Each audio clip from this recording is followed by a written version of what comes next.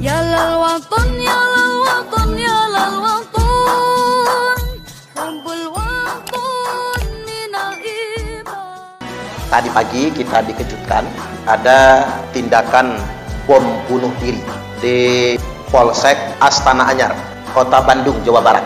Terjadi sekitar pagi jam 8.30 lewat. Terduga pelaku tewas di tempat, hancur tubuhnya. Badannya hancur, tubuhnya tuh hancur. Kakinya aja potol. Sedangkan anggota polisi yang sedang bertugas, korbannya 3. Hanya saja hanya luka-luka, bukan korban jiwa. Identitas pelaku bernama Agus Sujatno alias Abu Muslim bin Wahid. Lahir di Bandung 24 Agustus 1988. Ini masih muda dia. Usianya masih di bawah 40, masih 36 tahun. 36 apa 34? 34 tahun. Dan terduga adalah ex-napiter, bekas narapidana terorisme yang pernah dipenjara, divonis 4 tahun dan ditahan di lapas Nusa Kambangan. Di motor pelaku, terduga pelaku pakai motor berwarna biru. Di motor pelaku ada bendera ISIS, lambang bendera ISIS. Kemungkinan besar pelaku terafiliasi dengan JAD, Jamaah Ansarud Daulah, karena JAD kan ISIS temanannya. Di motor pelaku ada tulisan begini, bunyinya KUHP hukum syirik atau kafir, garis miring kafir, perangi para penegak hukum setan. Itu yang tertulis di motor. QS 9.229 atau Al-Quran Surah At-Taubah ayat yang ke-29. Nah, inilah sebetulnya mengapa ada terorisme yang mengatasnamakan jihad Islam, karena akibat salah memahami ayat-ayat Al-Quran. Surah At-Taubah ayat 29 itu, a'udzubillahi minasyaitonirrajim, qatilul ladzina la yu'minuna billahi wala bil yaumil akhir, ila akhirih. Ini memang perintah Allah. Qatilul ladzina, perangilah orang-orang alladzina la yu'minun, orang-orang yang tidak beriman, billahi, kepada Allah, wala bil yaumil akhir, dan tidak beriman kepada hari akhirat. Makanya orang kalau cuman belajar agama langsung ke Quran, jadi itu. Kalau cuman ayat ini yang dibaca, maka orang jadi teroris semua. Dia akan mengambil kesimpulan kalau orang nggak beriman kepada Allah, disimpulkan orang yang nggak Islam berdasarkan ayat ini wajib diperangi semua, halal darahnya. Yang bahaya betul. Itulah mengapa ngaji itu harus pakai guru. Kalau ngaji nggak pakai guru, maka gurunya setan. Padahal ayat ini ada asbabun nuzulnya, ada konteksnya, ada sebab turunnya. Apa sebab turunnya?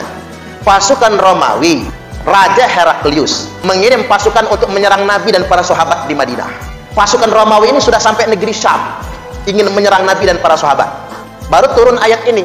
Jadi ayat ini konteksnya bukan sembarang memerangi orang non-Islam, bukan memerangi orang yang beda paham dengan kita. Ayat ini adalah ayat pertahanan. Nabi diperintahkan oleh Allah agar mengajak para sahabat berperang dalam rangka bertahan terhadap serangan pasukan Romawi. Kita kenal dengan istilah perang Tabuk. Jadi ayat ini terkait dengan asbabun nuzul perang Tabuk. Memang harus hati-hati betul. Tiap ayat ada konteksnya.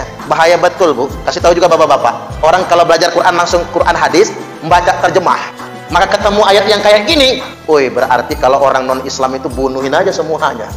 Karena ini ayatnya. Dia nggak baca yang lain. Padahal Nabi dikunjungi oleh umat Kristen Bani Najran di Madinah. Ketika sampai di Madinah, rombongan Kristen Bani Najran minta izin numpang kebaktian di Masjid Nabawi. Kalau kita, Bu, ada orang mau numpang kebaktian di Muhajirin, kita tolak kan? Oleh Nabi nggak ditolak. Kaget semua sahabat. Nabi memperkenankan umat Kristiani Bani Najran numpang kebaktian di Masjid Nabawi. Makanya penting betul kita memahami agama ini yang tepat, yang bijaksana. Jangan main kopar kafir, lalu halal darahnya. Tadi di Kalianda ada mahasiswa yang tanya, Ustadz, apa sebabnya orang melakukan aksi teror yang mengatasnamakan agama itu? Sebabnya apa? Ingat kalimatnya, mengatasnamakan agama. Karena tidak ada agama yang mengajarkan terorisme. Betul nggak kira-kira? Mereka hanya mengatasnamakan agama. Sebab yang pertama, salah memahami Al-Quran. Mereka menafsirkan Al-Quran berdasarkan hawa nafsu. Sesuai dengan peringatan dari Nabi, man fassarul Qur'ana birra'yihi fal yatabawwa maq'adahu minad nar. Barang siapa yang berani menafsirkan Al-Quran sendiri berdasarkan hawa nafsunya, ra'yu dan akalnya saja, maka silakan dia menyediakan kapling tempatnya di neraka nanti. Satu, gara-gara salah nafsirkan. Saya ambil contoh kajian kita yang sebelumnya. Fatubu ila bari'ikum faqatulu anfusakum dzalikum khairul lakum inda bari'ikum. Hampir hafal kan ibu-ibu? Sering ngebacanya surah Al-Baqarah. Kan begini kalimatnya, fatubu ila bari'ikum. Bertobatlah kalian semua kepada Rabb kalian. Faqatulu anfusakum. Maka bunuhlah diri kalian masing-masing. Dzalikum khairul lakum inda bari'ikum. Yang demikian itu lebih baik bagimu di sisi Tuhan. Ini kan perintah bunuh diri kan? Perintah bunuh diri. Jadi ada di Al-Quran itu perintah nyuruh bunuh diri. Dzalikum khairul lakum inda bari'ikum. Dan bunuh diri itu lebih bagus bagimu di sisi Tuhan. Ayo lo ibu, gimana ngebantahnya? Oh, ada perintah bunuh diri kok. Padahal ini konteksnya, harus dilihat konteksnya. Terkait dengan umat Nabi Musa. Umat dahulu kan, bukan buat kita. Umat Nabi Musa yang nyembah berhala, dapat hukuman dari Allah. Hukuman pertama apa? Suruh bunuh diri. Setelah separuh mati Bani Israel ini, separuhnya Allah terima taubatnya. Tapi ingat, itu syara'u man qablana. Itu hanya berlaku untuk syariat orang terdahulu kala. Untuk zaman sekarang, jangan macam-macam bunuh diri, mati sangit, masuk neraka bunuh diri. Termasuk bom bunuh diri ini. Man qatala nafsah, barang siapa yang membunuh dirinya, binari jahannama khalidan mukhalladan fiha abada, maka masuk neraka jahanam, dikekalkan, lalu dikekalkan dalam neraka jahanam selama-lamanya. Termasuk ini yang bom bunuh diri itu, bukan mati syahid ya, kekal dalam neraka itu, karena dia bunuh diri. Satu penyebabnya. Yang kedua penyebabnya apa? Orang berpikir radikal dan kemudian jadi teroris karena mengamalkan, memahami dan mengamalkan agama berdasarkan hawa nafsunya. Kita itu beda paham, wajar nggak? Wajar kan? Cuman boleh nggak kita maksa orang lain sepaham sama kita? Nggak boleh. Maka kalau ada unsur memaksa, itu hawa nafsu namanya. Saya ambil contoh. Ada oknum apa nggak usah saya sebut, nggak enak. Ada oknum aparat. Dia ikut aliran tertentu. Hijrah lah ya, si aparatnya hijrah. Dia memiliki pemahaman yang beda dengan orang lain, termasuk berbeda dengan keluarganya. Maksa. Bagi dia kerudung perempuan harus di bawah pinggang, nutup kalau bisa sampai lutut. Nah, adiknya yang perempuan pakai kerudungnya yang biasa aja, digamparin sama dia. Ini namanya memahami, mengamalkan agama berdasarkan hawa nafsu. Emosi yang dikedepankan, nafsu yang dikedepankan. Ibu kandungnya, gara-gara ikut pengajian kayak ibu-ibu ini, mah kata dia, gak usah ikut pengajian lagi. Di pengajian lingkungan ibu-ibu di masjid itu. Ngapa? Percuma pengajian model ibu-ibu di masjid itu, kata dia. Bajunya masih warna-warni. Kayak ibu-ibu ini. Ada yang pink, ada yang hijau, ada yang biru gitu ya. Ada yang poska, ada yang abu-abu gitu ya. Ada yang ungu, ada yang merah. Bagi dia, paham dia, baju perempuan harus hitam semua. Harus hitam, paham dia. Ibunya dimarah-marah. Nah kan Bu, dia punya pemahaman, tapi dia arogan hawa nafsu. Dia pikir dia benar, padahal dia membentak ibunya. Sudah durhaka kepada ibu. Jangankan ngebentak, apalagi dia ngancam gitu. Ini campur ngancam si anaknya nih, mentang-mentang dia aparat. Jangankan ngancam, jangankan ngebentak, ngomong saja nggak boleh sama orang tua itu.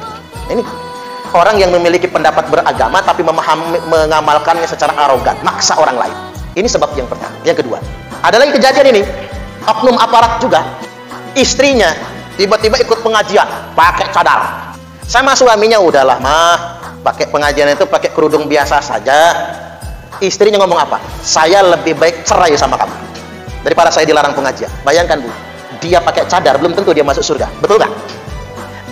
Dia berangkat pengajian sesuai dengan nafsu dia, di kelompok dia, halakoh dia, di likok dia, belum tentu dia masuk surga. Tapi dia melawan suami, bisa jadi dia masuk neraka. Ada orang itu ya karena faktor pemahaman agama, arogan campur hawa nafsu. Makanya mengamalkan agama ndak boleh dengan hawa nafsu.